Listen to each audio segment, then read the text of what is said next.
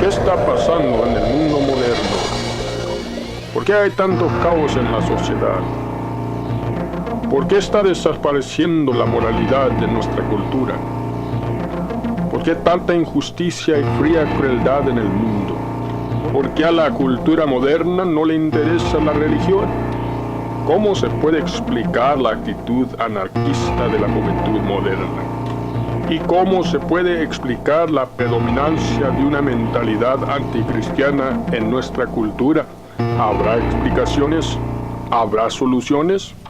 Bienvenidos al programa Perspectivas, donde tratamos de traer respuestas coherentes en una cultura donde hay muchas preguntas que no se encuentran las respuestas. Queremos hablar un poco de lo que titulamos la tormenta de conflicto. Una de nuestras metas en confrontar los retos de la cultura posmoderna es investigar las fuentes del conflicto presente entre la cristiandad, es decir, la cosmovisión de que Dios existe y que la persona puede tener una relación que tiene significado con Dios, y luego al otro lado, el ambiente social secular que se está convirtiendo más y más hostil cada día contra la religión y en particular contra la cristiandad bíblica. En este siglo estamos siendo testigos de que las amenazas contra la religión son graves. Existen ataques legales sociales contra la expresión libre de la religión.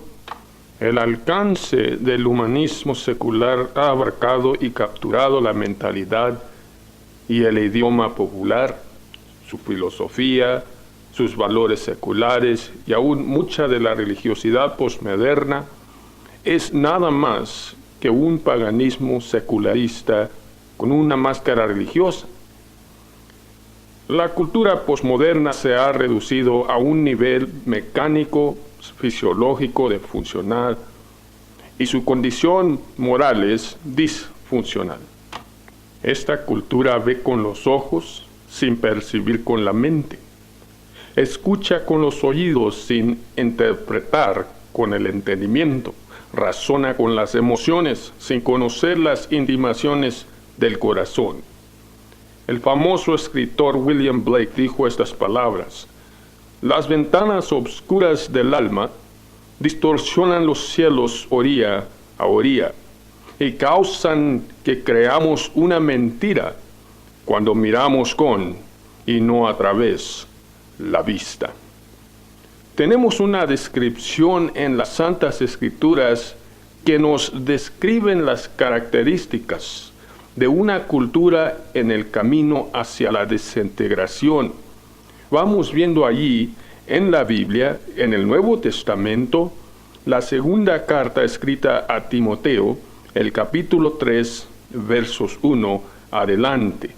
Dice así: también debes saber esto, que en los postreros días vendrán tiempos peligrosos, porque habrá hombres amadores de sí mismos, ávaros, vanagloriosos, soberbios, blasfemos, desobedientes a los padres, ingratos, impíos, sin afecto natural, implacables, calumniadores, intemperantes, crueles, aborrecedores de lo bueno, traidores, impetuosos, infatuados, amadores de los deleitos más que de Dios, que tendrán apariencia de piedad, pero negarán la eficacia de ella. A ellos evita. Aquí está refiriéndose a la condición de la religiosidad que llegará a existir en un tiempo cuando el ser humano ya no tendrá la capacidad para percibir espiritualmente. El concepto de ley no puede solamente servir para legislar reglas sin un punto de referencia fijo objetivo, y eso es lo que nos ofrece la espiritualidad, especialmente cuando está enraizada en lo que Dios dice y en lo que su palabra nos revela. Tiene que haber un urgir interno para observar y poder respetar esa ley porque es buena. En la Biblia, en el Antiguo Testamento, dice allí en el libro de los Salmos, el capítulo 19 y el verso 7, la ley de Jehová es perfecta, que convierte al alma. El testimonio de Jehová es fiel, que hace sabio al sencillo. Aquí tenemos la expresión de la realidad que solo la palabra de Dios le da al ser humano la capacidad para percibir, para poder interpretar, para poder entender, para poder madurar y ser persona íntegra y moralmente sabia. La tragedia del mundo corriente es que en el mismo proceso de secularizar la población y privatizar y aislar la iglesia, se ha perdido el enfoque de autoridad y verdad definitiva. Podemos identificar a lo menos algunos cambios especificados, cuales han causado la desintegración de nuestra cultura y la irrelevancia de la religión. Primeramente vemos el crecer del conocimiento científico. Con el crecimiento científico se introdujo una filosofía ateísta secular que ha seducido y convencido al hombre posmoderno que Dios no existe y que la verdad no es definitiva y absoluta. Número 2. El enfoque de la vida intelectual hacia una cosmovisión secularista experta. Ahora todo se dice experto, hay doctorados para todo, y todo en ello mismo no nos trae realmente significado que tenga el valor de que merezca la atención seria de la persona que busca significado en esta vida. Número 3. El nacimiento de una cultura consumadora. Vivimos en los tiempos que la sociedad busca más qué va a consumir, algo nuevo, a cada lado. Una sociedad, una cultura que vive su vida buscando el significado en el entretenimiento, en los artes, tratando de hallar algo ahí de qué agarrarse, como se dice, y de qué aferrarse. Número 4. El emergir de una sociedad urbana, industrial, llamada por los sociólogos la tecnópolis. Es decir, que por el crecer de la tecnología se han arrimado más las personas y han interactuado en un sentido mecanista, al punto de perder la personalidad, que ya todo es simplemente función, no tiene nada que ver con personas, sus creencias, sus deseos, sus sueños, su sentir, simplemente funciones mecanistas. Y número 5, la inevitable lucha contra el reto de estas cosas para la iglesia posmoderna. La lucha de la iglesia y la religión en tratar de ajustarse a un mundo que está constantemente y rápidamente cambiando. Nos preguntamos, ¿qué es la causa fundacional de todo esto? Vamos pensando. Tenemos que realizar o reconocer que esta sociedad es la primera en la historia humana en la cual las personas consiguen información y sus cosmovisiones a través del sentido ocular. Todo se recibe por el ojo. El sistema de simulacra, es decir, el sistema de asimilaciones por retratos y dibujos constantes, con sus medios electrónicos capturan la mente y dictan la realidad, invaden la imaginación y producen una pseudo realidad en una forma masiva artificial. Vivimos en la era de mundos fabricados, en los cuales se pierde la distinción entre la fantasía y la realidad. Esto lo podemos ver en las vidas de las personas queriendo vivir un idealismo que contradice totalmente la realidad, y con esto producen desastres en su vida. El asalto a la imaginación humana ha sido incalculable. El ser humano fue creado por Dios en tal forma que se requiere el uso de las facultades mentales en combinación con la conciencia para poder interpretar la realidad coherentemente. Las consecuencias han sido graves, especialmente para la iglesia, para la religión en esta cultura. Primero tenemos el impacto interno. Allí vemos lo que se llama la soberanía de la academia sobre la palabra de Dios. Es decir, los maestros y guardias de la palabra de Dios dejaron de creer en la autoridad y la soberanía de las Santas Escrituras. Por años se ha atacado la palabra de Dios en los púlpitos, en los centros de educación, la academia, en los seminarios y aún en las universidades llamadas cristianas. Entonces también vemos el impacto externo, es decir, allí salió la presunción que las escrituras y la religión no representan la realidad en esta cultura. Y luego el impacto cultural. Muchas iglesias abandonaron el ambiente social y público y se aislaron, dejándole ese área abierto para la invasión de toda clase de ideología y religión pagana al público. Y esto nos trae al reto posmoderno, que es este. Si la iglesia del siglo XXI no descubre alguna forma y formaliza una estructura con la cual poder comunicar y evangelizar la cultura posmoderna, la iglesia está destinada a la extinción. Y lo único que hemos visto hoy en día son dos reacciones comunes en general. Una de ellas ha sido compromiso.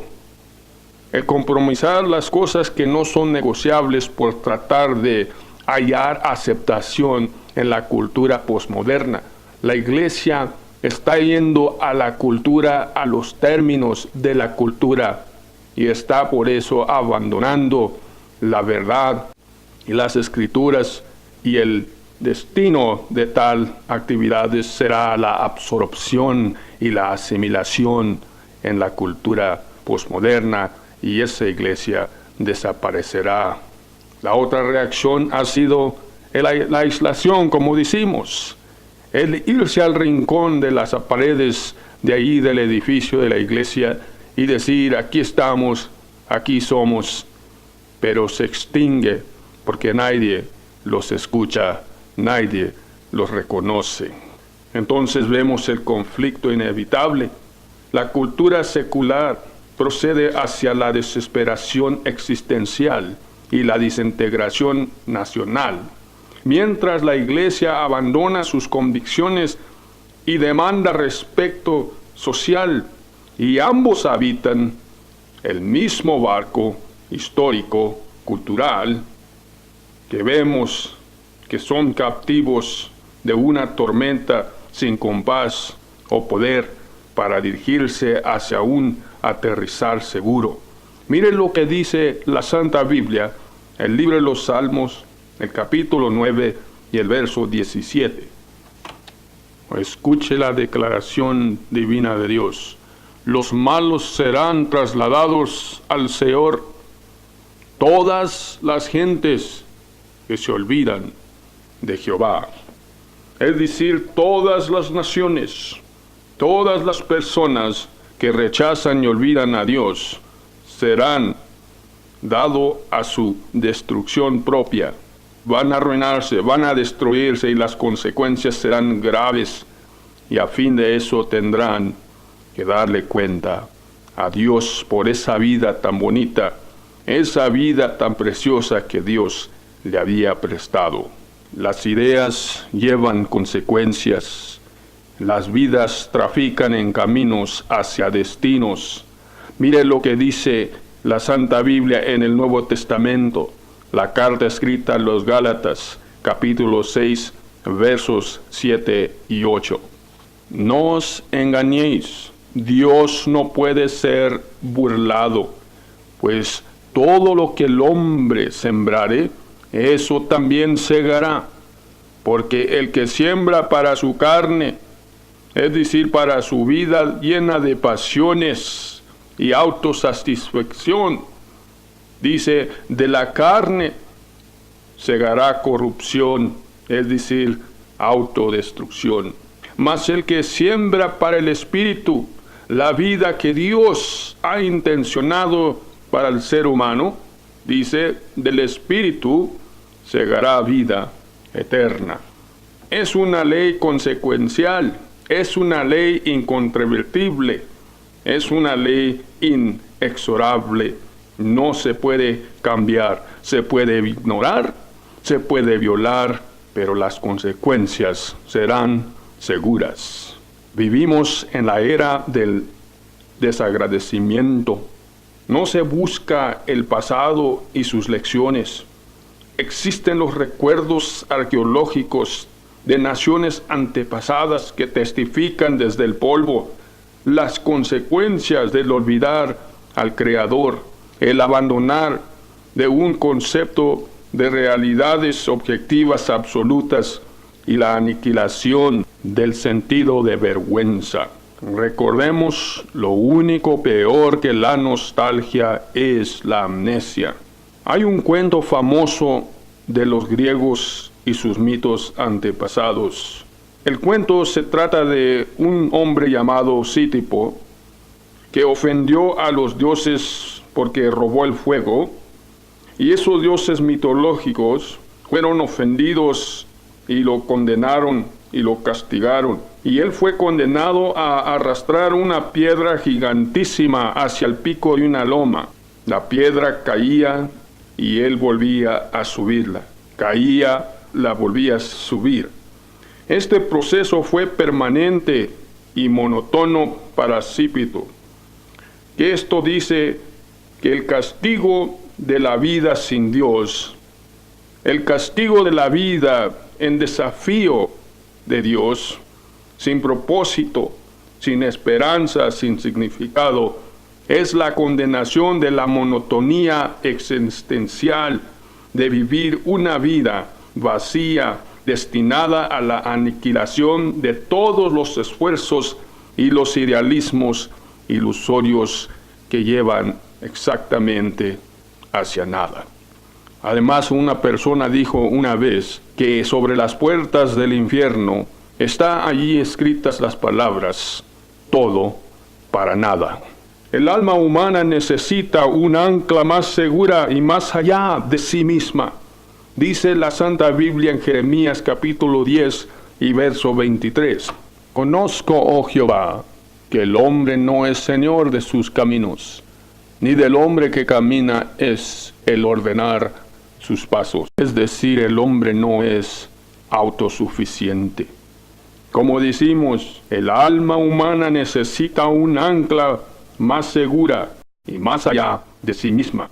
Bendito y lleno de significado es el corazón que aprende a confiar en Dios. Dios creó al hombre con un hueco en su corazón que solamente Dios puede llenar. Y hasta que el hombre halle esa satisfacción existencial de su vida en buscar, en hallar, en servir a Dios, entonces será lleno ese hueco y tendrá sentido de significado su vida personal. El Dios del universo verdadero, el Dios que creó todas las cosas, se reveló Vino Él mismo en persona de ser humano. Dice la primera carta a Timoteo capítulo 3 y el verso 16 así: indiscutiblemente grande es el misterio de la piedad.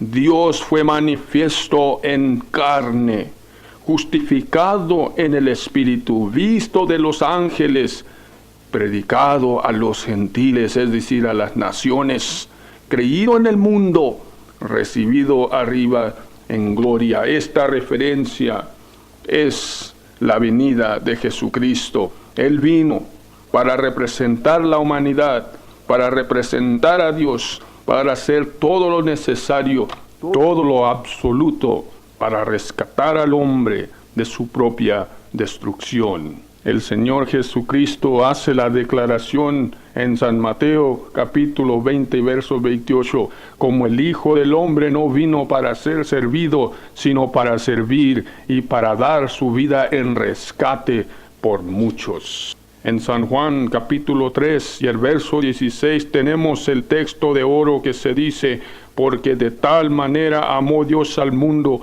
que ha dado a su Hijo unigénito, para que todo aquel que en Él cree no se pierda, mas tenga vida eterna.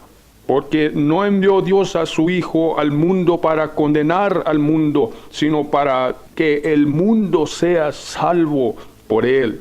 El Señor Jesús mismo hace esa gran invitación personalmente, allí en el capítulo 11 del Evangelio de San Mateo. Y ahí en el verso 28 dice estas palabras: venid a mí todos los que estáis trabajados y cargados, y yo os haré descansar. Llevad mi yugo sobre vosotros, y aprended de mí, que soy manso y humilde de corazón, y hallaréis descanso para vuestras almas, porque mi yugo es fácil y ligera mi carga. Aquí está la solución existencial, el hallar propósito, el hallar valor, el hallar significado y un punto de referencia para la vida, para vivir como Dios desea que el hombre viva. Una forma que el hombre hallará que era algo bendito, algo maravilloso, que nunca jamás podría haber conocido algo que satisface y llena el alma completamente como el ser un hijo de Dios. La crucifixión del Señor Jesús tuvo propósito. Ese propósito era rescatar a cada persona, a cada individuo, y darle una vida coherente, con significado, darle una vida que Dios le promete será llena de todas las cosas buenas que Dios puede dar, aunque no sean materialistas, aunque no sean riquezas, aunque no sean posesiones, pero el hombre que está con Dios siempre verá lo que la vida realmente es, conocerá la verdad, y esa verdad lo mantendrá libre de todas clases de seducciones culturales, de los engaños seculares, de las atracciones ilusorias de un mundo sin Dios. Recordemos que solo hay una vida para vivir, y solamente lo que se hizo con Dios y por Dios tendrá significado, tendrá efectos más allá de esta vida. Volvemos a repetir la condición interna de la vida sin Dios. La agonía es intensa cuando el ojo empieza a ver, cuando la oreja empieza a escuchar, cuando la mente percibe y empieza a reconocer, y el corazón empieza a sufrir, cuando el alma siente la carne, y la carne siente el peso de sus pasiones y sus cadenas y el poder del pecado. El misterio de la maldad se encuentra en todas culturas, en todas personas y en una multiforme de capacidades para desilusionar, para seducir y destruir una vida. No existen casos aislados de este problema en la naturaleza humana. La pregunta para esta cultura siempre ha sido la misma por el último siglo y sigue siendo igual. ¿Podrá vivir una persona o una cultura como prefiere y sin bases morales, con impunidad y sin consecuencias? Se tiene que considerar esa pregunta con mucha gravedad. Un historiador escribió diciendo: nosotros somos el único siglo, la única cultura que he tratado de vivir, que he tratado de sobrevivir sin puntos de referencias definitivos, absolutos para la moralidad y la creencia de la realidad. Toda nación está basada sobre una fundación filosófica, ideológica, sea religiosa, sea secular, pero toda lleva hacia un lugar.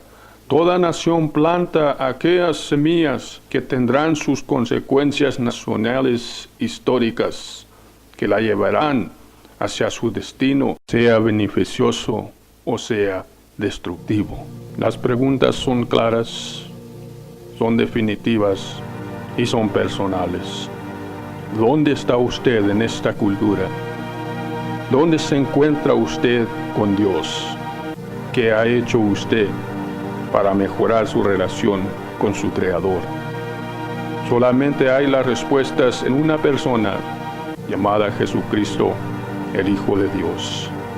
Le podemos aconsejar que le busque, que se arrime, que le halle, mientras puede ser hallado. Hágalo hoy mismo.